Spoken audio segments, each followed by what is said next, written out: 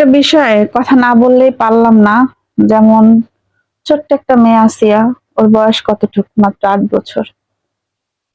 ওই মেয়েটার কি হয়েছে? এখন খেলার বয়স, ক্লাস 2 তে পড়ে। তাকে ধর্ষণ করতে হলো। ঘরে তো আপনার স্ত্রীও ছিল, তাই না?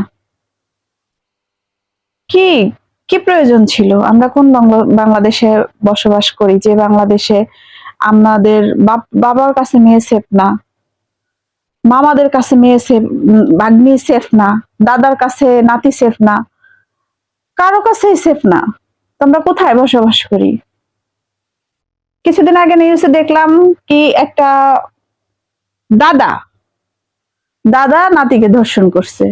আরেক জায়গায় দেখলাম, এই যে কিছুদিন প্রায় 2-1 দিনের খবরে, মামার কাছে দিছে ঢাকাতে চাকরি করবে মেয়েটাকে, ঢাকা যেন চাকরি করতে দিবে গার্মেন্টসে, এর জন্য তাকে দিয়ে খারাপ কাজ করায়, তাকে ইচ্ছা মতো মারছে, পোতা দিয়েও ছেড়ছে, হুইলের পাউডারও নাকি খাওয়াইছে।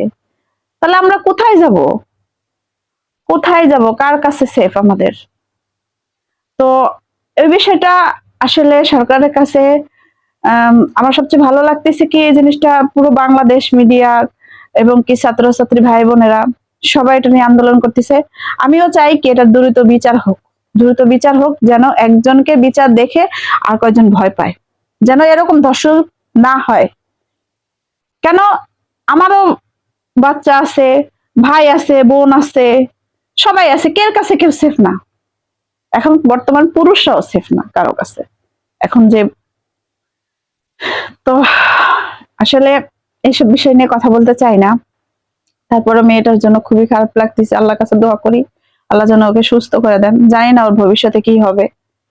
তো দোয়া ছাড়া তো আর কিছু করতে পারি না। দোয়া করি যেন ভালো থাকুক, সুস্থ করে দেন আল্লাহ। শুনছি নাকি সিএমএস এ ভর্তি আছে। তো আমি একটা কথা বলতে চাই আমার পক্ষ থেকে, কি গার্জিয়ানরাও সতর্ক থাকেন।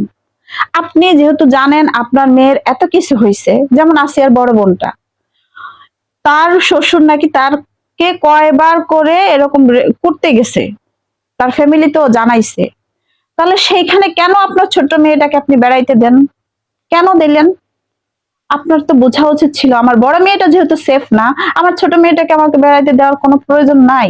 কেন বেড়াইতে দিছিলেন? বাবা মাকেও বলি একটু সেফ হন আপনারাও, আপনার বাচ্চাদের প্রতি খেয়াল রাখেন। যেখানে আপনার বিবাহিতা মেয়ে তার শ্বশুরের কাছে সেফ না, সেখানে আপনার মেয়েটা দেওয়া উচিত হয় নাই। আপনার বেড়াতে দেওয়া মেয়েটাকে উচিত হয় নাই যেখানে। আর আপনার যেহেতু তার শ্বশুরে এত কিছু করতেছে, আপনার মেয়ে, আপনার আইনের পদক্ষেপ নিতেন। আজকে আপনার মেয়েটার এই অবস্থা, কি করবেন? পুরো বাংলাদেশ জেনে গেছে, হ্যাঁ লোকটার ফাঁসি হবে, কিন্তু আপনার মেয়ের যে ক্ষতিটা হইলো, সেই ক্ষতিটা কোথা থেকে পূরণ হবে? ঠিক আছে? তো যাই হোক, মা, বাবা, ভাই বোন সবাই সেফ হন, যার যার সন্তান শেষে হেফাজতে রাখুন, সেটাই কামনা করি।